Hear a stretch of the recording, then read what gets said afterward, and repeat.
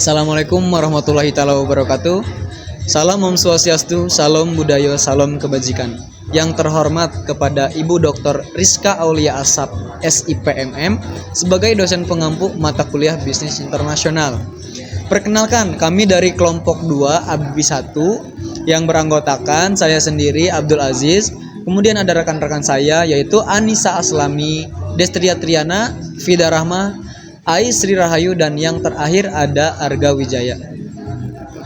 Nah, kali ini kami akan membahas mengenai pembelajaran bisnis internasional sebagai gambaran umum untuk kegiatan bisnis untuk memenuhi ujian akhir semester mata kuliah bisnis internasional. Salah satu perusahaan yang akan kami bahas yaitu PT Freeport Indonesia. PT Freeport Indonesia adalah perusahaan tambang yang fokus pada eksplorasi, penambangan, dan produksi tembaga dan emas. Nah, perusahaan ini telah beroperasi di Indonesia selama beberapa dekade dan menjadi salah satu investor terbesar dalam sektor pertambangan di negara ini. PT Freeport Indonesia telah berkontribusi secara signifikan terhadap perekonomian Indonesia melalui pembayaran pajak, dividen, dan penciptaan lapangan kerja. Beroperasi di daerah daratan tinggi yaitu Papua. Freeport Indonesia telah memasarkan hasilnya ke seluruh penjuru dunia, menerapkan bisnis secara konsisten sehingga dapat mewujudkan hasil usaha yang sehat dan transparan merupakan salah satu peran besar yang dapat diberikan oleh dunia usaha untuk mendorong terciptanya pasar yang efisien dan transparan, dan mampu memberikan manfaat yang besar. Keterlibatan PT Freeport Indonesia dalam bisnis internasional memiliki kaitan erat dengan teori bisnis internasional, terutama dalam konteks investasi langsung asing, atau Foreign Direct Investment, atau FDI.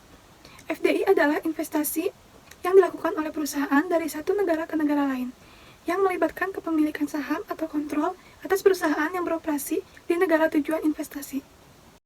Perusahaan seperti PT Freeport Indonesia melakukan FDI karena ingin memanfaatkan sumber daya alam yang melimpah di Indonesia. Seperti tambang tembaga dan emas, FDI dapat memberikan akses ke pasar-pasar internasional dan juga dapat membantu dalam transfer teknologi dan peningkatan kapasitas manajerial di negara tujuan investasi. Sepanjang tahun lalu, Freeport menambang 1,57 miliar pounds atau setara dengan 783,5 ribu ton tembaga, naik 17,29% dari tahun 2021. Sementara itu penjualan tembaga tahun lalu mencapai 1,58 miliar pounds atau setara dengan 791 ribu ton, naik 20,21% dari tahun sebelumnya. Produksi emas juga meningkat sebesar 31,24% menjadi 1,8 juta troy ounce atau setara dengan 55,92 ton, dengan penjualan naik 34,25% menjadi 1,80 juta troy ounce atau setara dengan 56,33 ton. Cadangan emas terbukti Freeport untuk operasi Indonesia tercatat mencapai 26,3 juta troy ounce atau setara dengan operasi 15 tahun menggunakan tingkat produksi tahun lalu. Sementara itu, cadangan terbukti tembaga tercatat sebanyak 30,8 miliar pounds atau setara dengan 20 tahun operasi. Sepanjang tahun lalu, harga penjualan rata-rata tembaga dan emas tercatat turun. Laba sebelum pajak dari operasional di Indonesia tercatat mencapai 4,63 miliar US dollar, naik 16,3% dari tahun 2021.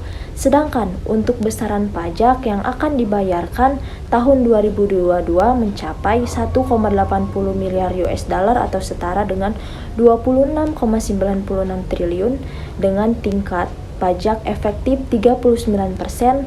Angka tersebut naik 30,50% dari tahun 2021. Sebagai perusahaan tambang, PT Freeport Indonesia terlibat dalam kegiatan bisnis internasional melalui ekspor dan impor, yaitu ekspor. PT Freeport Indonesia adalah produsen besar tembaga dan emas dan sebagai besar produksinya diekspor ke pasar internasional. Ekspor ini menghadirkan manfaat ganda bagi perusahaan. Pertama, mereka mendapatkan akses ke pasar global, yang memungkinkan mereka untuk meningkatkan pendapatan dan laba perusahaan. Kedua, ekspor juga berkontribusi pada penerimaan devisa negara, yang penting bagi perekonomian Indonesia.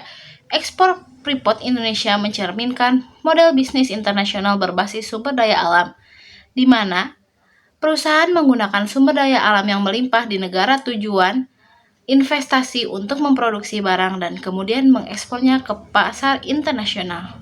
Selain ekspor, PT Freeport Indonesia juga terlibat dalam impor, terutama untuk mendapatkan peralatan dan teknologi tambang terkini. Sebagai perusahaan yang beroperasi di sektor pertambangan, investasi dalam teknologi modern dan peralatan yang efisien sangat penting untuk meningkatkan produktivitas dan mengoptimalkan hasil tambang.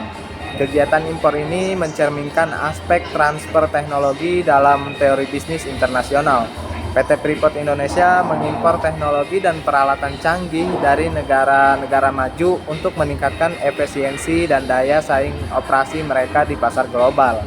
Secara keseluruhan, PT Freeport Indonesia sebagai perusahaan yang telah go public dan terlibat dalam kegiatan bisnis internasional melalui ekspor dan impor, mencerminkan aplikasi beberapa aspek teori bisnis internasional seperti investasi langsung asing atau FDI dan transfer teknologi. Nah, jadi itulah pembahasan dari kami. Untuk kurang dan lebihnya kami menerima masukan dari Anda semua. Wassalamualaikum warahmatullahi wabarakatuh.